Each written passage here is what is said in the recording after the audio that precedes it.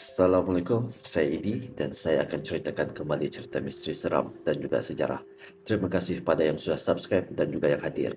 Jika ada kekurangan, saya minta maaf. Kita mulakan dengan solawat. Allahumma salli ala Sayyidina Muhammad wa ala ali Sayyidina Muhammad kama sholaita ala Sayyidina Ibrahim wa ala ali Sayyidina Ibrahim wa barik ala Sayyidina Muhammad wa ala ali Sayyidina Muhammad kama barakta ala Sayyidina Ibrahim wa ala ali Sayyidina Ibrahim fil alamin innaka Hamidum Majid. Diceritakan kembali oleh Samsul. Tajuk cerita adalah Hidup Saya Musnah Angkara Ilmu Kongkang. Manusia penuh dengan hasad dengki, sanggup melakukan apa saja, hatta melihat orang lain menderita, asalkan hajat atau dendamnya tertunai. Itulah yang saya alami, karena hasad dengki, hidup saya menderita. Pada tahun 2008, beberapa bulan selepas dinaikkan pangkat sebagai pegawai di sebuah bank, saya berhenti kerja.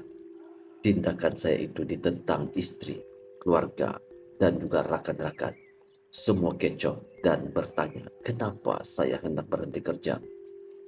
Sedangkan hidup saya sudah stabil dengan pekerjaan tetap. Saya sendiri tidak tahu kenapa saya buat keputusan mendadak.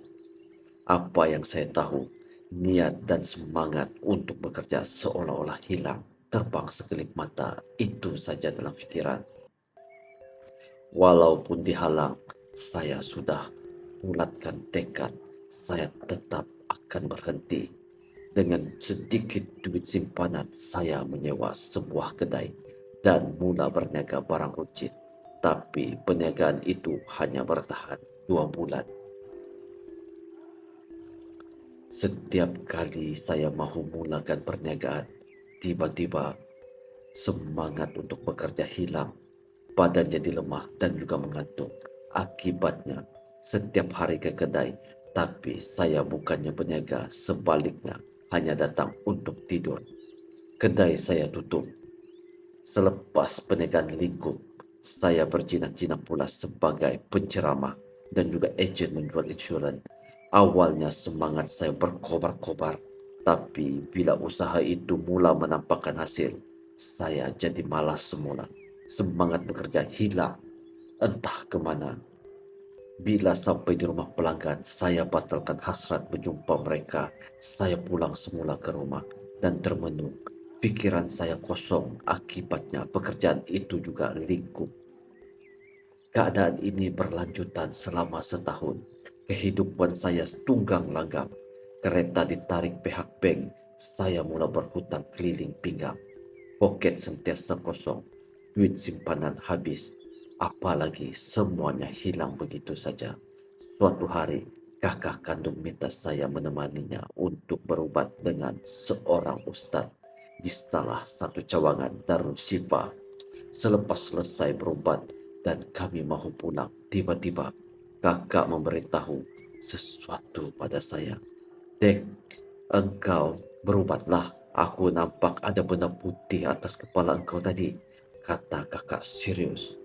Mendengar saya ketawa. Nak berubat buat apa pula? Saya bukannya sakit. Kata-kata kakak tadi saya anggap merepek dan saya menolak permintaannya. Rupanya dalam diam apa yang kakak nampak pada saya itu diceritakan pada Ustadz Rahman yang merawat ketika datang berobat kali kedua. Lalu Ustadz Rahman meminta saya berjumpa dengannya. Bagi menjaga hati kakak, saya akur. Hari itu segala masalah yang berlaku pada saya terbongkar. Baru saya tahu kenapa sebelum ini saya sering termenung, hilang semangat bekerja dan hilang arah tujuan. Kata Ustadz Rahman, diri saya sebenarnya sedang dikuasai jin. Jin tersebut dihantar oleh individu yang dengki dengan saya, menggunakan badan kakak saya sebagai perantaraan. Ustadz Rahman memanggil jin yang menguasai badan saya. Sampai kakak dirasuk, Ustadz Rahman mula berdialog dengan jin tersebut dan saya boleh mendengarnya. Siapa engkau? soal Ustadz Rahmat kepada kakak saya yang sudah tidak sadarkan diri itu. Aku jiran rumah sebelah. Aku tak suka budak ni. Aku benci dia. Aku tak nak dia berjaya. Aku nak dia hidup merempat. Jawab jin itu dengan suara yang garau seperti lelaki. Selepas bertanya beberapa soalan, segala persoalan pun terjawab. Rupa-rupanya jiran yang berusia 50 tahun itu sebenarnya dengki dengan kejayaan saya. Maklumlah, anak-anak semuanya tak menjadi. Disebabkan itu, jiran saya berjumpa momok dan menyihir saya dengan cara menanam objek yang telah dijampi di hadapan rumah kami. Selepas berubat, Ustadz Rahman meminta saya datang lagi mengikut firasatnya. Masih ada jin yang bersarang di dalam tubuh saya.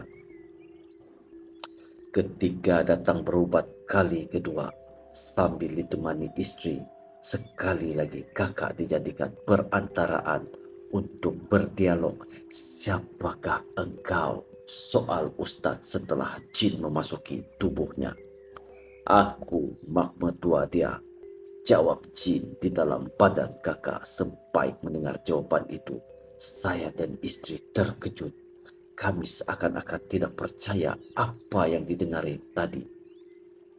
Kenapa engkau buatkan dia macam ini? Ustadz Rahmat terus menyoal. Aku nak buat dia bercerai. Aku diarahkan buat dia berpisah. Selepas dia berhenti bekerja, anak tuan aku hidup susah. Aku mahu mereka bercerai. Aku dah lama tak suka dia ni. Jawab jin itu lagi. Sebaik mendengar itu, air mata saya dan istri mengalir. Kami seakan-akan tidak percaya seorang ibu sanggup buat begitu. Dalam sesi dialog itu lagi kami diberitahu yang ibu mertua saya sudah lama tidak suka pada saya. Puncanya, istri menolak calon pilihan ibunya dan memilih saya sebagai suami. Memang benar istri saya pernah menolak lamaran calon pilihan ibunya semata-mata memilih hidup bersama saya. Alhamdulillah, jin tadi berjaya dikeluarkan dari tubuh saya. Tapi saya sehat tidak lama. Tidak lama kemudian saya kembali jadi seperti sebelum ini. Apabila saya datang kali ketiga untuk berobat, Ustadz Rahman menolak untuk merawat saya. Kali ini saya tak boleh tolong, yang ini kuat, saya tak boleh lawan. Awak telah diberikan makan tulang kongkang, kata Ustadz Rahman. Saya pun berpikir, tulang kongkang. Beritahu Ustadz Rahmat, kongkang ialah sejenis hewan seperti beruk, tapi memiliki mata bulat yang besar. Pergerakannya sangat perlahan. Biasanya kongkang diburu untuk dijadikan ubat, tapi dalam kes saya ia telah disalahguna dan dijadikan sihir. Sial, yaitu sesiapa yang terkena sihir hidupnya sentiasa malang. Yang bagi makan tulang kongkang ni kawan awak juga. Masa awak bekerja dulu, dia dengki awak naik pangkat, beritahu Ustadz Rahman. Mendengar penjelasan itu sekali lagi saya terkejut. Memang benar saya dinaikkan pangkat dan ada beberapa orang di dalam bank itu juga tidak berpuas hati.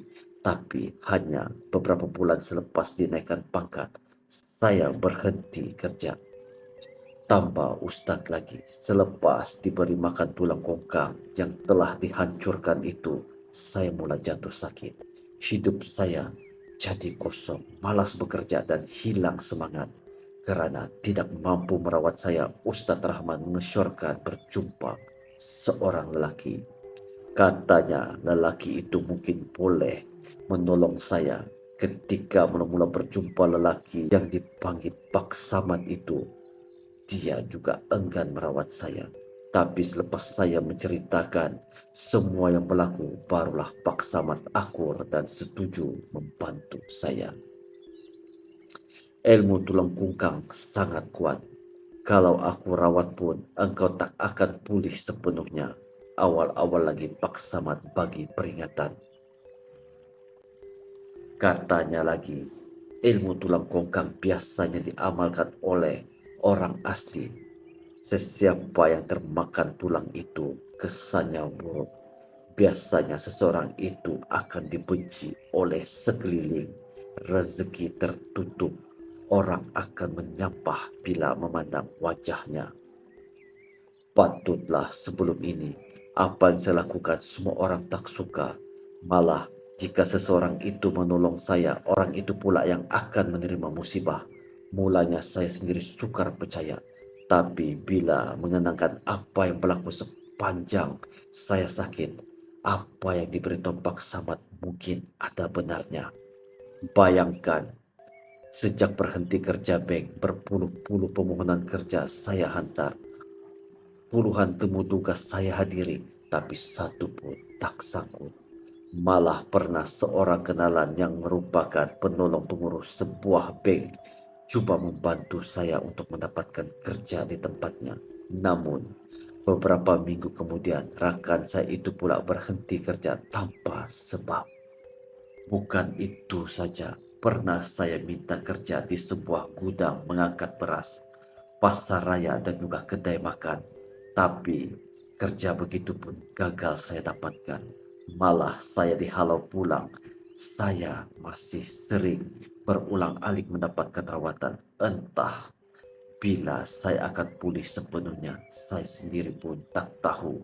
Saya ceritakan semua ini sebagai peringatan buat pembaca agar berhati-hati dalam berkawan. Kepada mereka yang punya sifat dengki, jangan guna cara begini untuk memuaskan hajat diri. Kasihanilah orang lain.